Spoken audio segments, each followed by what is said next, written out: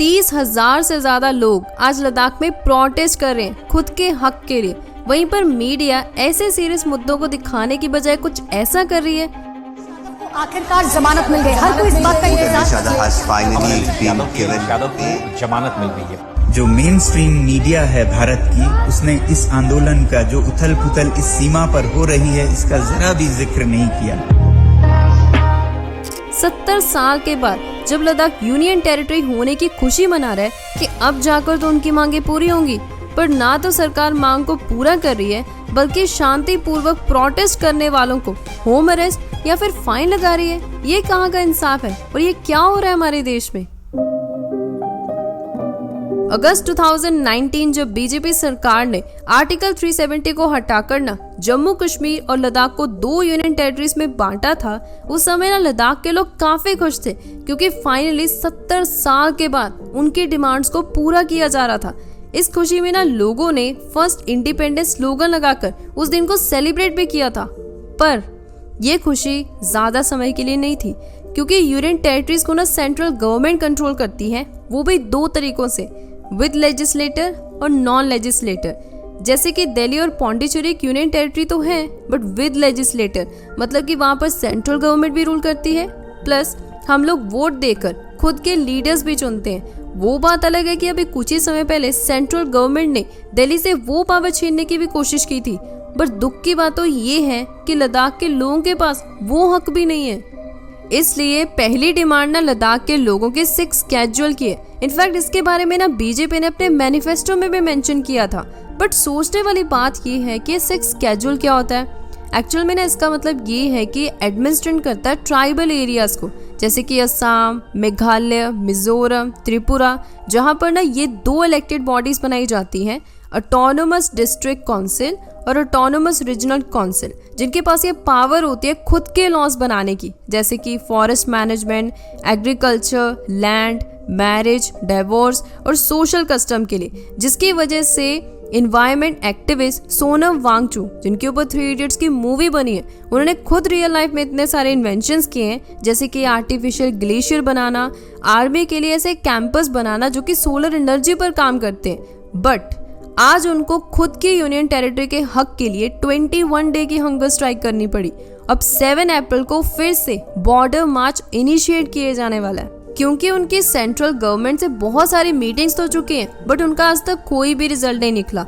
इसलिए ना 6 स्केड्यूल के अलावा लोगों की ये और 2 डिमांड्स हैं। हमें खुद का स्टेट होड चाहिए, प्लस सेंट्रल लेवल पर 2 MP चाहिए, क्योंकि करंट ना लोकसभा में सिर्फ 1 ही MP है और राज्यसभा में तो वो भी नहीं है। लद्दाख का एनवायरनमेंट इतना सुंदर है, बट उतना ही ज्यादा क्रिटिकल भी है। इसलिए ना लोगों के मन में डर है कि सेंट्रल गवर्नमेंट की पॉलिसीज और जो ये डेवलपमेंट्स हो रही हैं, उसकी वजह से उनका एनवायरनमेंट खराब हो सकता है, जिसके बारे में सोनम वांगचुक ने अपनी बहुत सारी वीडियोस में एक्सप्लेन किया है।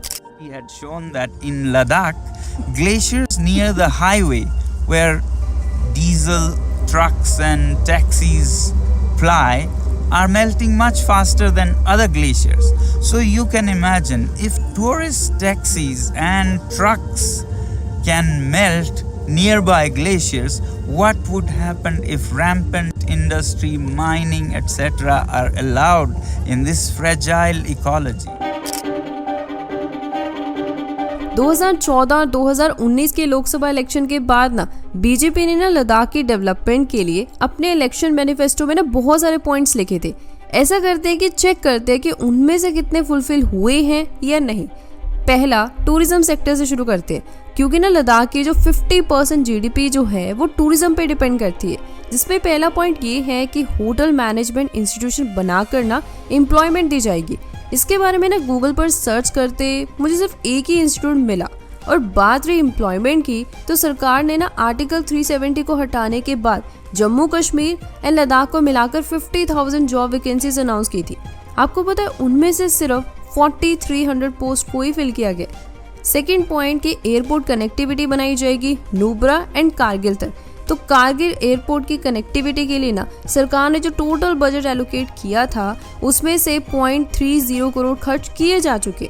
और बात रही नुब्रा वैली, नुब्रा तहसील की, वहाँ पर ना एयरपोर्ट अथॉरिटी ऑफ इंडिया और इंडियन एयरफोर्स ने ना पहले इन साइट्स को एग्जामिन किए, फिर अब डिसाइड किया है कि यहाँ पर एयर स्ट्रिप्स की कंस्ट्रक्शन करना सूटेबल नहीं है, इसलिए ना मिनिस्ट्री ने कारगिल एयरपोर्ट को श्रीनगर और जम्मू के जो रूट्स हैं उनके साथ कनेक्ट करने का जो ये काम है वो स्पाइस जेट लिमिटेड के साथ पूरा कर रही है।